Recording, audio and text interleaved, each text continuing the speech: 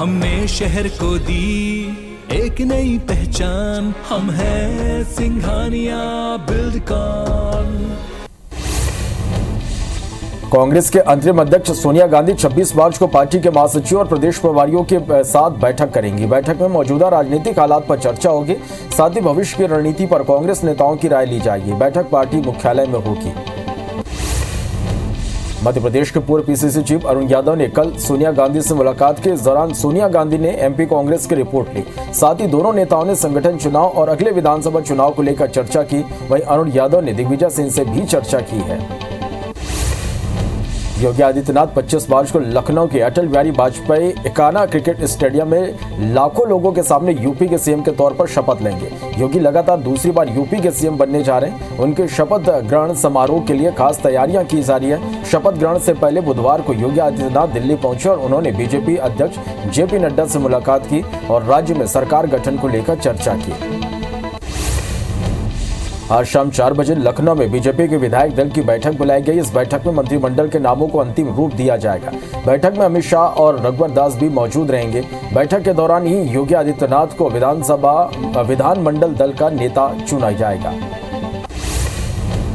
UP की economy को $1 trillion बनाने पर योगी ने अभी से काम करना शुरू कर दिया है। इसे पूरा करने के लिए अपने शपथ ग्रहण में उन्होंने देश के करीब सभी बड़े कारोबारी घरानों को शामिल होने का न्योता भेजा है। 25 मार्च को योगी आदित्यनाथ जब दूसरी बार मुख्यमंत्री पद की शपथ ले रहे होंगे, तब वहां पर देश के बड़े से बड़े कारोबारी घराने की उपस्थिति रहने वाली है।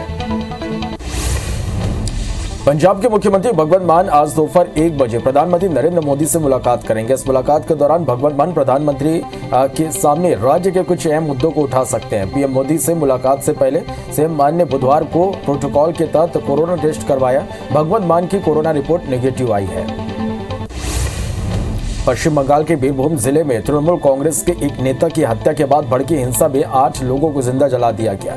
इस घटना पर कलकत्ता हाई कोर्ट ने स्वतः संज्ञान लिया और इस मामले में कोर्ट ने आज दोपहर 2 बजे से पहले केस डायरी और अब तक की जांच रिपोर्ट जमा करने के निर्देश दिए हैं। हाई कोर्ट ने सुनवाई के दौरान कहा कि सच सभी के सामने जरूर आना चाहिए। साथ ही राज्य सरकार को भी निर्देश दिए हैं कि वो गवाहों की सुरक्षा मुहैया कराए।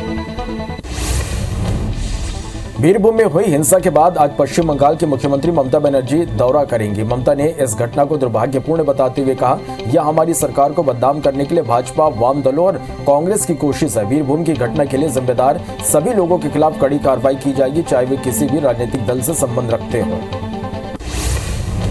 कोरोना महामारी से दुनिया भर में अभी भी जंग जारी है। अमेरिका के ओमिक्रॉन BA.2 वेरिएंट लगातार अपनी पकड़ मजबूत कर रहा है। देश के कई हिस्सों में BA.2 वेरिएंट तेजी से बढ़ रहा है। देश में वर्तमान में प्रतिदिन औसत 28,600 मामले दर्ज किए जा रहे हैं। कोरोना के घटते मामलों के बीच केंद्र सरकार ने बड़ा फैसला लिया। सरकार ने 31 मार्च से तमाम कोविड प्रतिबंध हटाने का फैसला किया। हालांकि फेस मास्क और 2 गज की दूरी का नियम बरकरार रहेगा। देश में जानलेवा कोरोना वायरस महामारी के नए मामलों में आज भी बढ़ोतरी दर्ज की गई। देश में पिछले 24 घंटे में कोरोना वायरस के 1938 नए केस सामने आए और 67 लोगों की मौत हो गई। केंद्रीय स्वास्थ्य मंत्रालय की ओर से जारी किए गए आंकड़ों के मुताबिक कल देश में 2,531 लोग ठीक हुए, जिसके बाद अब एक्टिव मामलों की संख्या घटकर 22,427 हो गई है। वहीं इस महामारी से जान गंवाने वालों की संख्या बढ़कर 5,16,672 हो गई है। राष्ट्रव्यापी टीकाकरण मुहिम के तहत अभी तक कोरोना वायरस रोधी टीकों की 182 करोड़ से ज्यादा खुराक दी जा चुकी है। कल 31,81,809 डोज दी गई है। केंद्रीय स्वास्थ्य मंत्रालय के मुताबिक स्वास्थ्यकर्मी, कोरोना योद्धाओं और 60 साल से ज्यादा उम्र वाले लोगों को 2 करोड़ से ज्यादा एहतियाती टीके लगाए गए हैं। मध्य प्रदेश में 12 से 14 साल के बच्चों में टीकाकरण का जबरदस्त उत्साह देखा जा रहा। कल प्रदेश भर में 3,51,267 बच्चों ने टीकाकरण कराया। बता दें कि प्रदेश भर में 30 लाख बच्चों को कोरोना का टीका लगाने का लक्ष्य रखा गया है। गवर्नमेंट ए मार्केट प्लेस ने 1 साल में 1 लाख करोड़ रुपए का ऑर्डर वैल्यू हासिल किया है। पीएम मोदी ने जानकारी देते हुए बताया कि ये पिछले साल की तुलना में उल्लेखनीय बढ़ोतरी है। गवर्नमेंट ई मार्केट प्लस विशेष रूप से MSME को सशक्त बना रहा है, जिसमें 57% ऑर्डर वैल्यू MSME क्षेत्र से आ रहे हैं। जम्मू कश्मीर के कठुआ में 20 सालों में पहली बार किसानों ने जीरो लाइन क्षेत्र यानी अंतर्राष्ट्रीय भारत पाक सीमा के हीरानगर में खेती करने के बाद खुशी जाहिर की। किसानों ने बताया, सेना ने हमारी काफी मदद की, काफी सालों के बाद हमने खेती की है। हम चाहते हैं कि इसी तरह से शांति बहाल रहे। रूस यूक्रेन जंग के 29वें दिन रूसी राष्ट्रपति व्लादिमीर पुतिन के सीनियर एडवाइजर एंटोली चुबाइस ने इस्तीफा दे दिया। एंटोली यूक्रेन पर हमले के विरोध में थे। वहीं यूक्रेन पर भारी बमबारी के बीच तुर्की ने दावा किया है कि जंग जल्द खत्म हो सकती है। यूक्रेन और रूस शांति समझौता करने के करीब हैं। दिन की जंग में 29 दिन की जंग में यूक्रेन के कई शहर बर्बाद कर दिए गए। मारियोपोल शहर तो पूरी तरह से तबाह हो गया। पुतिन की सेना खतरनाक टैंकों से लेकर अभेद मिसाइल तक सब इस्तेमाल कर रही है। रूस बैंक किए जा चुके क्लस्टर बम गिराने से भी पीछे नहीं हट रहा है। नाटो ने यूक्रेन को न्यूक्लियर, केमिकल, बायोलॉजिकल और रेडियोलॉजिकल हमलों से बचने के लिए जरूरी इक्विपमेंट भेजे हैं। अमेरिका और ब्रिटेन कई बार शक जता चुके हैं कि रूस यूक्रेन के खिलाफ केमिकल और न्यूक्लियर हथियारों का इस्तेमाल कर सकता है। इसलिए नाटो देशों ने यूक्रेन की मदद करने के लिए ये फैसला लिया है।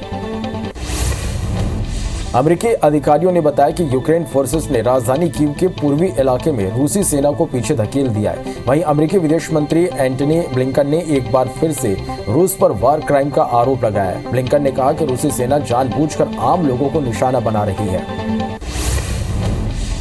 यूक्रेन के राष्ट्रपति जेलेंस्की ने जापान के सांसदों को वीडियो कॉन्फ्रेंसिंग के जरिए संबोधित किया।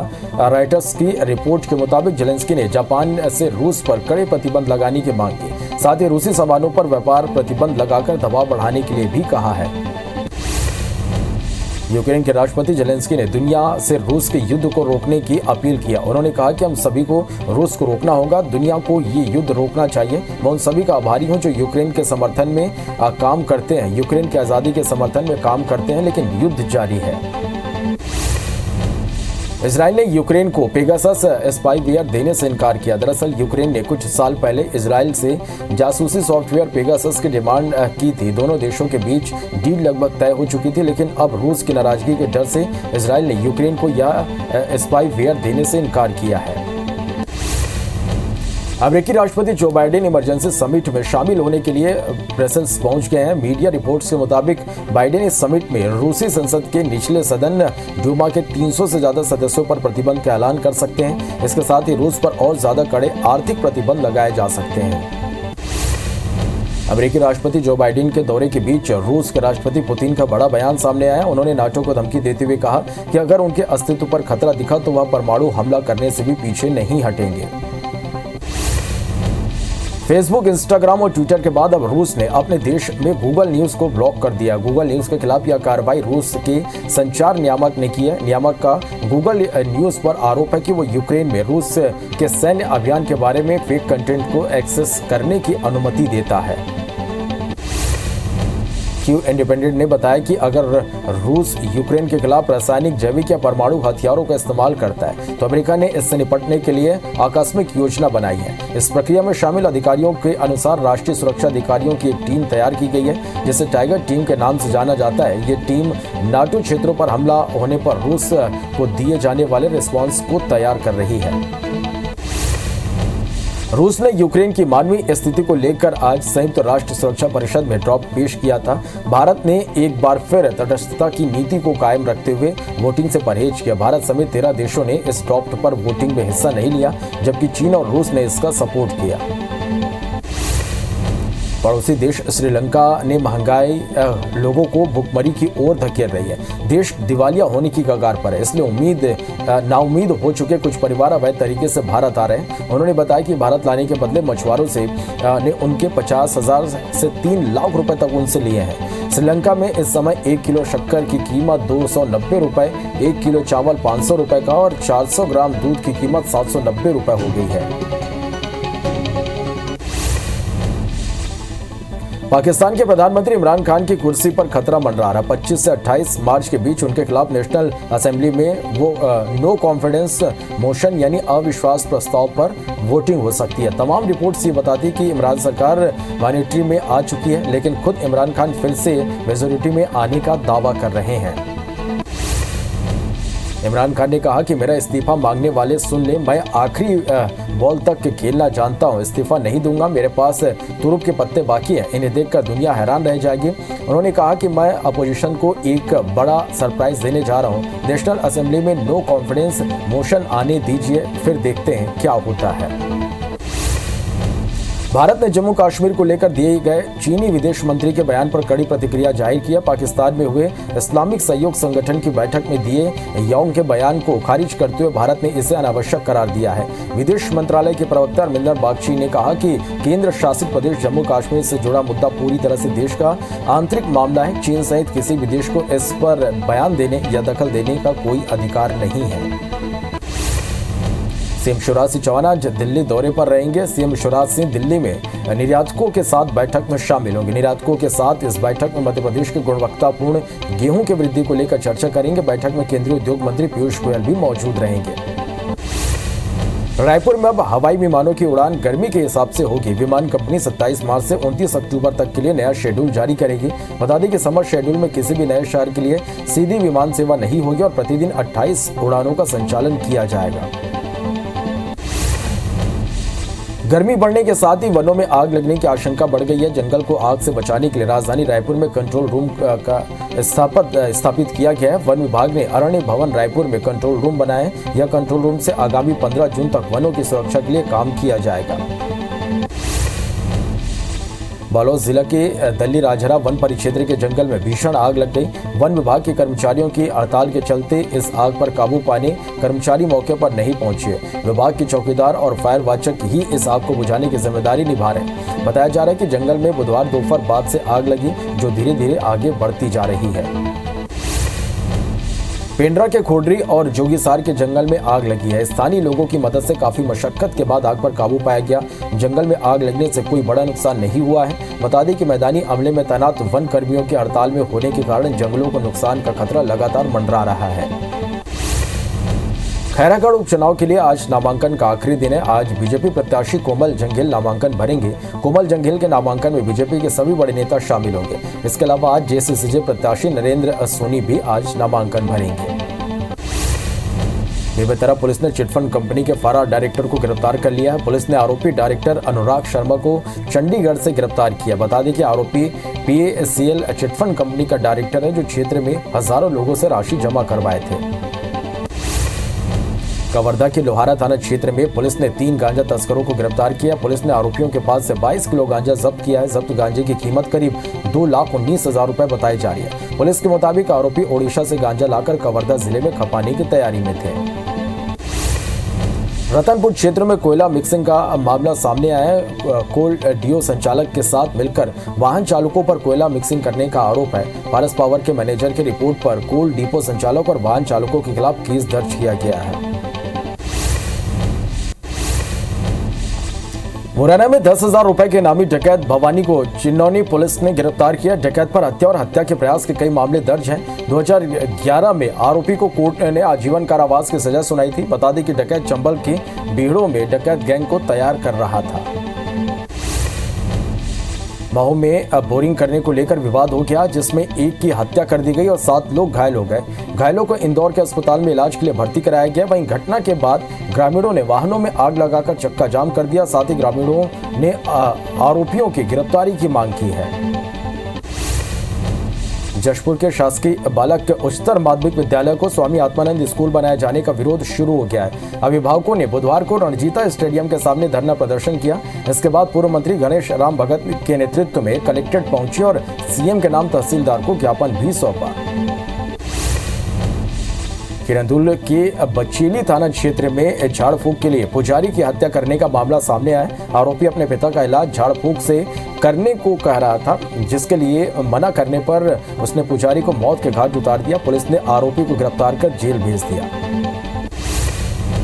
धमतरी की सिहावा पुलिस ने महिला से छेड़खानी करने वाले एक आरोपी को गिरफ्तार कर जेल भेज दिया। बताया जा रहा है कि आरोपी सदाराम महिला के घर में जबरदस्ती घुस आया था और उसके साथ गलत हरकतें करने लगा, जिसकी शिकायत पर पुलिस ने आरोपी को धर दबोचा। मरवाही पुलिस ने मोबाइल और पैसा लूट करने वाले 4 आरोपियों को गिरफ्तार किया है। घटना दिसंबर 2011 की है, जहां पेंड्रा के अमरपुर रोड में मोबाइल और पैसे की लूट की गई थी। जबलपुर जिले के मझौली इलाके में भाजपा नेता मुकेश साहू पर मारपीट का आरोप लगा है। पीड़ित अनिल साहू ने रिपोर्ट दर्ज कराई है कि मुकेश ने अपने दोस्तों के साथ मिलकर उसी की पिटाई की है। पुलिस ने मुकेश साहू समेत सभी आरोपियों के खिलाफ एफआईआर दर्ज कर मामले की जांच शुरू कर दी है।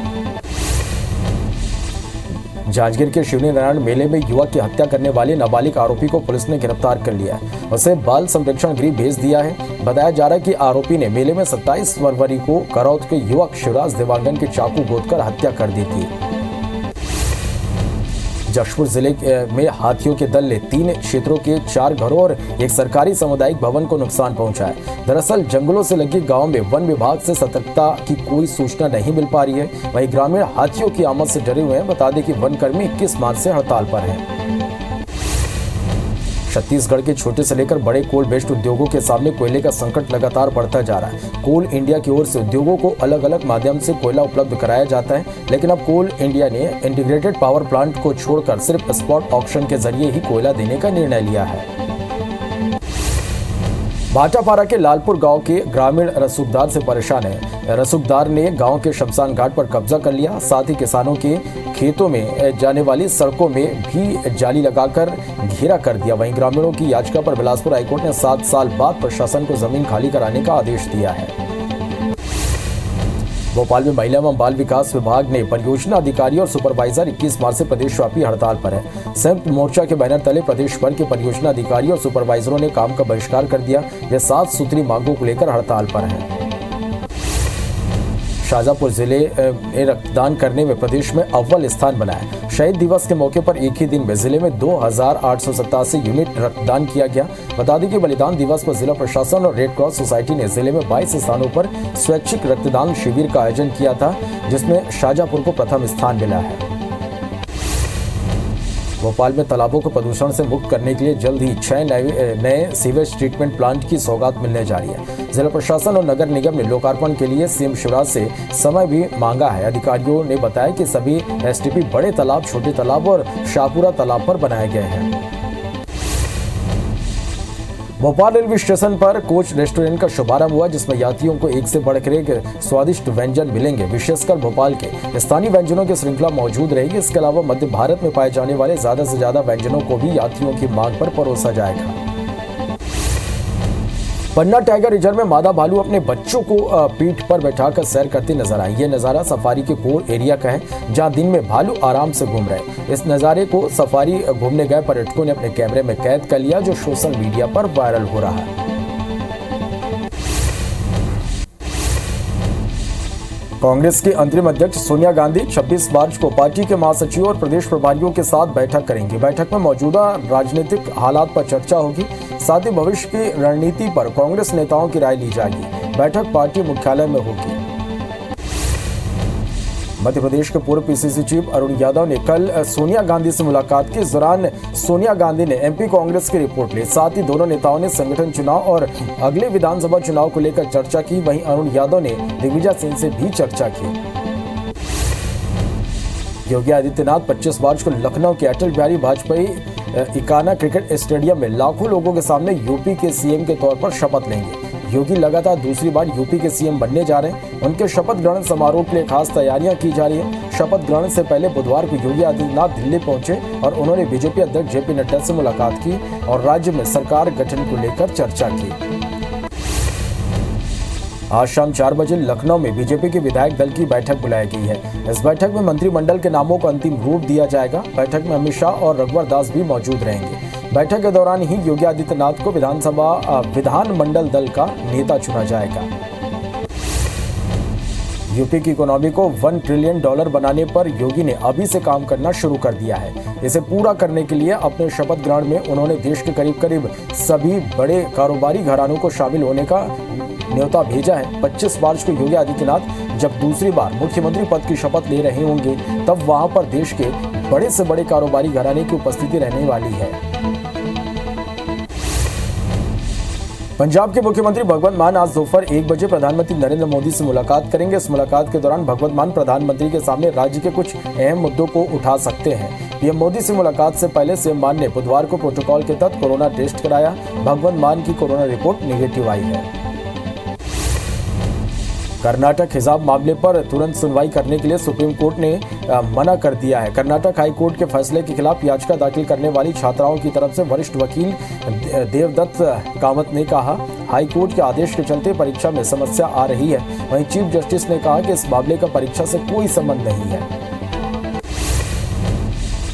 3 साल से अधिक की देरी के बाद आज ओडिशा में 106 नगर निकायों और 3 नगर निगमों में चुनाव हो रहे हैं। शाम 5 बजे तक चलने वाले मतदान के लिए कड़ी सुरक्षा का इंतजाम किया गया है। इस बार नोटा के ऑप्शन को हटा दिया गया है। इस चुनाव में करीब 6,411 उम्मीदवार मैदान में हैं, जिनमें अध्यक्ष महापौर पदों के लिए 569 और पार्षद नगर सेवक सीटों के लिए 5,842 उम्मीदवार हैं।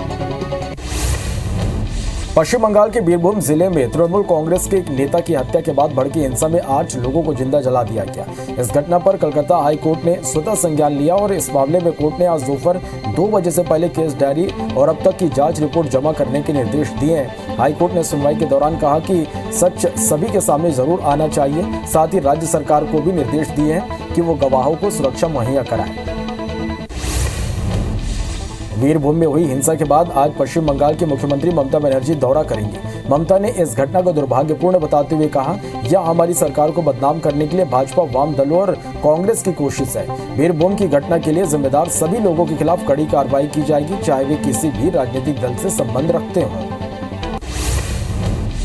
कोरोना महामारी से दुनिया भर में अभी भी जंग जारी है। अमेरिका में ओमिक्रॉन BA.2 वेरिएंट लगातार अपनी पकड़ मजबूत कर रहा है। देश के कई हिस्सों में BA.2 वेरिएंट तेजी से बढ़ रहा है। देश में वर्तमान में प्रतिदिन औसतन 28,600 मामले दर्ज किए जा रहे हैं। कोरोना के घटते मामलों के बीच केंद्र सरकार ने बड़ा फैसला लिया है। सरकार ने 31 मार्च से तमाम कोविड प्रतिबंध हटाने का फैसला किया है। हालांकि फेस मास्क और 2 गज की दूरी का नियम बरकरार रहेगा। देश में जानलेवा कोरोना वायरस महामारी के नए मामलों में आज भी बढ़ोतरी दर्ज की गई। देश में पिछले 24 घंटे में वायरस के 1,938 नए केस सामने आए और 67 लोगों की मौत हुई। केंद्रीय स्वास्थ्य मंत्रालय की ओर से जारी किए गए आंकड़ों के मुताबिक कल देश में 2,531 लोग ठीक हुए, जिसके बाद अब एक्टिव मामलों की संख्या घटकर 22,427 हो गई। वहीं इस महामारी से जान गंवाने वालों की संख्या बढ़कर 5,16,672 हो गई है। राष्ट्रव्यापी टीकाकरण मुहिम के तहत अभी तक कोरोना वायरस रोधी टीकों की 182 करोड़ से ज्यादा खुराक दी जा चुकी है। कल 31,81,809 डोज दी गई।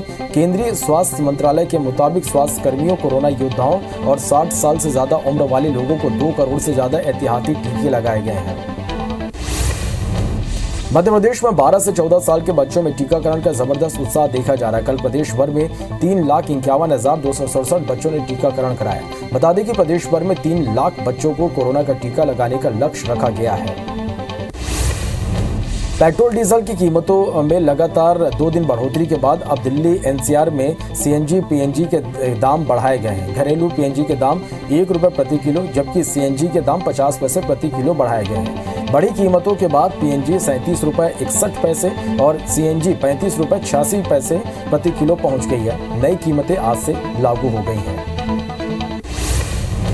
गवर्नमेंट ई-मार्केट प्लेस ने 1 साल में 1 लाख करोड़ रुपए का ऑर्डर वैल्यू हासिल किया है। पीएम मोदी ने जानकारी देते हुए बताया कि यह पिछले साल की तुलना में उल्लेखनीय बढ़ोतरी है। गवर्नमेंट ई-मार्केट प्लेस विशेष रूप से MSME को सशक्त बना रहा है, जिसमें 57% ऑर्डर वैल्यू MSME क्षेत्र से आ रहे हैं। जम्मू कश्मीर के कठुआ में 20 सालों में पहली बार किसानों ने जीरो लाइन क्षेत्र यानी अंतर्राष्ट्रीय भारत पाक सीमा के हीरानगर में खेती करने के बाद खुशी जाहिर की है। किसानों ने बताया, सेना ने हमारी काफी मदद की है। काफी सालों के बाद हमने खेती की। हम चाहते हैं कि इसी तरह से शांति बहाल रहे। रूस यूक्रेन जंग के 29वें दिन रूसी राष्ट्रपति व्लादिमीर पुतिन के सीनियर एडवाइजर एंटोली चुबाइस ने इस्तीफा दे दिया है। एंटोली यूक्रेन पर हमले के विरोध में थे। वहीं यूक्रेन पर भारी बमबारी के बीच तुर्की ने दावा किया कि जंग जल्द खत्म हो सकती है। यूक्रेन और रूस शांति समझौता करने के करीब है। 29 दिन के जंग में यूक्रेन के कई शहर बर्बाद कर दिए गए। मारियोपोल शहर तो पूरी तरह से तबाह हो गया। पुतिन की सेना खतरनाक टैंकों से लेकर अभेद मिसाइल तक सब इस्तेमाल कर रही है। रूस बैन किए जा चुके क्लस्टर बम गिराने से भी पीछे नहीं हट रहा है। नाटो ने यूक्रेन को न्यूक्लियर, केमिकल, बायोलॉजिकल और रेडियोलॉजिकल हमले से बचने के लिए जरूरी उपकरण भेजेगा। अमेरिका और ब्रिटेन कई बार शक जता चुके हैं कि रूस यूक्रेन के खिलाफ केमिकल और न्यूक्लियर हथियारों का इस्तेमाल कर सकता है। इसलिए नाटो देशों ने यूक्रेन की मदद करने के लिए यह फैसला लिया है।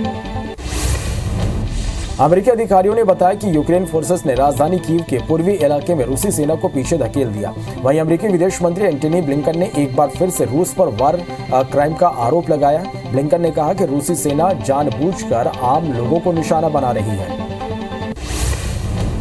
यूक्रेन के राष्ट्रपति जेलेंस्की ने जापान के सांसदों को वीडियो कॉन्फ्रेंसिंग के जरिए संबोधित किया। रॉयटर्स की रिपोर्ट के मुताबिक जेलेंस्की ने जापान से रूस पर कड़े प्रतिबंध लगाने की मांग की। साथ ही रूसी सामानों पर व्यापार प्रतिबंध लगाकर दबाव बढ़ाने के लिए कहा। यूक्रेन के राष्ट्रपति जेलेंस्की ने दुनिया से रूस के युद्ध को रोकने की अपील की। उन्होंने कहा कि हम सभी को रूस को रोकना होगा, दुनिया को ये युद्ध रोकना चाहिए। मैं उन सभी का आभारी हूं जो यूक्रेन के समर्थन में काम करते हैं, यूक्रेन की आज़ादी के समर्थन में काम करते हैं, लेकिन युद्ध जारी है।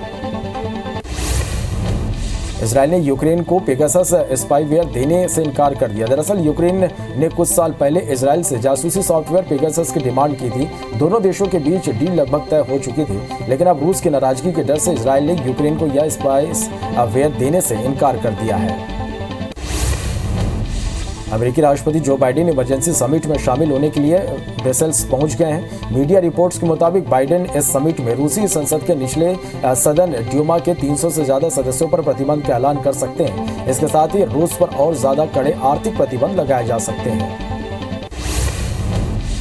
अमेरिकी राष्ट्रपति जो बाइडेन के दौरे के बीच रूस के राष्ट्रपति पुतिन का बड़ा बयान सामने आया। उन्होंने नाटो को धमकी देते हुए कहा कि अगर उनके अस्तित्व पर खतरा दिखा तो परमाणु हमला करने से भी पीछे नहीं हटेंगे। फेसबुक, इंस्टाग्राम और ट्विटर के बाद अब रूस ने अपने देश में गूगल न्यूज को ब्लॉक कर दिया। गूगल न्यूज के खिलाफ यह कार्रवाई रूस के संचार नियामक ने की है। नियामक का गूगल न्यूज पर आरोप है कि वो यूक्रेन में रूस के सैन्य अभियान के बारे में फेक कंटेंट एक्सेस करने का अनुमति देता है। क्यू इंडिपेंडेंट ने बताया कि अगर रूस यूक्रेन के खिलाफ राजनयिक, जैविक या परमाणु हथियार का इस्तेमाल करता है तो अमेरिका ने इससे निपटने के लिए एक आकस्मिक योजना बनाई है।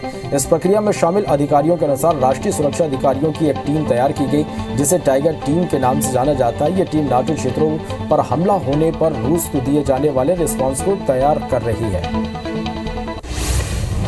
रूस ने यूक्रेन की मानवीय स्थिति को लेकर आज संयुक्त राष्ट्र सुरक्षा परिषद में ड्राफ्ट पेश किया था।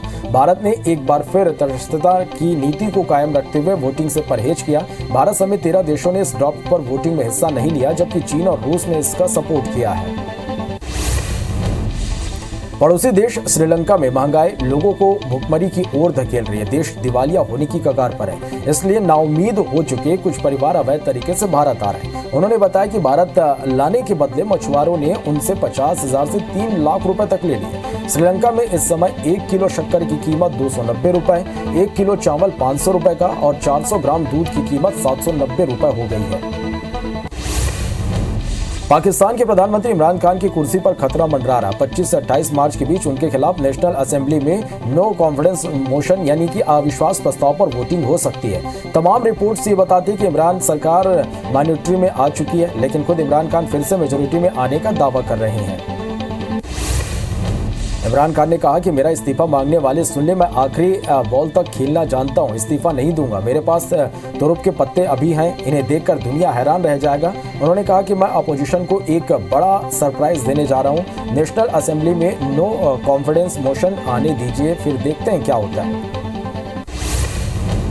भारत ने जम्मू कश्मीर को लेकर दिए गए चीनी विदेश मंत्री के बयान पर कड़ी प्रतिक्रिया जाहिर की। पाकिस्तान में हुए इस्लामिक सहयोग संगठन की बैठक में दिए योंग के बयान को खारिज करते हुए भारत ने इसे अनावश्यक करार दिया। विदेश मंत्रालय के प्रवक्ता अरविंदम बागची ने कहा कि केंद्र शासित प्रदेश जम्मू कश्मीर से जुड़ा मुद्दा पूरी तरह से देश का आंतरिक मामला है। चीन सहित किसी भी देश को इस पर बयान देने या दखल देने का कोई अधिकार नहीं है। सीएम शिवराज सिंह चौहान दिल्ली दौरे पर हैं। इस दौरान उन्होंने मीडिया से बात करते हुए कहा कि मध्य प्रदेश के गेहूं को निर्यात करने के लिए निर्यातकों के साथ आज एक बैठक होगी। इस बैठक में केंद्रीय मंत्री पीयूष गोयल जी भी मौजूद रहेंगे। सभी निर्यातक बैठक में वर्चुअली हिस्सा लेंगे। मध्य प्रदेश के गृह मंत्री नरोत्तम मिश्रा ने कल महू में हुई हत्या को लेकर बताया कि आरोपी राजू खट्टी को गिरफ्तार कर लिया गया। साथ ही उन्होंने कहा कि प्रदेश में कोई भी अपराध करने वाला आरोपी बख्शा नहीं जाएगा। बता दें कि घटना के बाद आरोपी के 2 मकानों पर भी प्रशासन ने बुलडोजर चलाकर गिरा दिया। मध्य प्रदेश में नक्सल प्रभावित जिलों के लिए गृह मंत्री ने कहा कि एमपी पुलिस सामुदायिक पुलिसिंग की ओर कदम बढ़ाने जा रही है, जिसके तहत नक्सल प्रभावित जिलों में युवाओं को पदस्थ किया जाएगा। साथ ही उन्होंने बताया कि डिंडौरी, मंडला और बालाघाट में 5 साल के लिए युवाओं की तैनाती होगी और 150 लोगों का विशेष सहयोगी दस्ता तैयार किया जाएगा। भोपाल में डीपीआई के सामने ओबीसी वर्ग के चयनित शिक्षक थाली बजाकर प्रदर्शन कर रहे हैं। चयनित शिक्षकों ने 27% आरक्षण के तहत वेटिंग लिस्ट वालों को नियुक्ति देने की मांग की। इस दौरान उनके साथ बायोलॉजी विषय के चयनित शिक्षक भी प्रदर्शन कर रहे हैं। मध्य प्रदेश में एक बार फिर बस किराया बढ़ोतरी की मांग की गई। प्राइम रूट बस एसोसिएशन ने 15% बस के किराए में वृद्धि करने की मांग की। इस दौरान संगठन ने पेट्रोल डीजल के दामों के साथ बढ़ती महंगाई का हवाला देते हुए परिवहन विभाग को प्रस्ताव दिया है। रायपुर में अब हवाई विमानों की उड़ान गर्मी के हिसाब से होगी। विमान कंपनी 27 मार्च से 29 अक्टूबर तक के लिए नया शेड्यूल जारी करेगी। बता दें कि समर शेड्यूल में किसी भी नए शहर के लिए सीधी विमान सेवा नहीं होगी और प्रतिदिन 28 उड़ानों का संचालन किया जाएगा। गर्मी बढ़ने के साथ ही वनों में आग लगने की आशंका बढ़ गई है। जंगल को आग से बचाने के लिए राजधानी रायपुर में कंट्रोल रूम का स्थापना किया गया। वन विभाग ने अरण्य भवन रायपुर में कंट्रोल रूम बनाए। यह कंट्रोल रूम से आगामी 15 जून तक वनों की सुरक्षा के लिए काम किया जाएगा। बालोद जिला के दल्ली राजरा वन परिक्षेत्र के जंगल में भीषण आग लग गई। वन विभाग के कर्मचारियों की हड़ताल के चलते इस आग पर काबू पाने कर्मचारी मौके पर नहीं पहुंचे। विभाग के चौकीदार और फरार वाचक ही इस आग को बुझाने की जिम्मेदारी निभा रहे हैं। बताया जा रहा है कि जंगल में बुधवार की दोपहर से आग लगी हुई है, जो धीरे धीरे आगे बढ़ती जा रही है। पेंड्रा के खोडरी और जोगीसार के जंगल में आग लगी है। स्थानीय लोगों की मदद से काफी मशक्कत के बाद आग पर काबू पाया गया। जंगल में आग लगने से कोई बड़ा नुकसान नहीं हुआ। बता दें कि मैदानी अमले में तैनात वन कर्मियों के हड़ताल में होने के कारण जंगलों को नुकसान का खतरा मंडरा रहा है। कबीरधाम जिले में गर्मी शुरू होती ही आगजनी की घटनाएं लगातार बढ़ती जाने। जिले के भोरमदेव अभ्यारण्य में 10 एकड़ से ज्यादा क्षेत्र में आग लग गई, जबकि पंडरिया रेंज के बांगर के जंगल में 5 एकड़ से ज्यादा क्षेत्र में आग लगी है। हालांकि वन विभाग जल्दी आग पर काबू पाने का दावा कर रहा है, लेकिन अब तक आग पर काबू नहीं पाया जा सका है।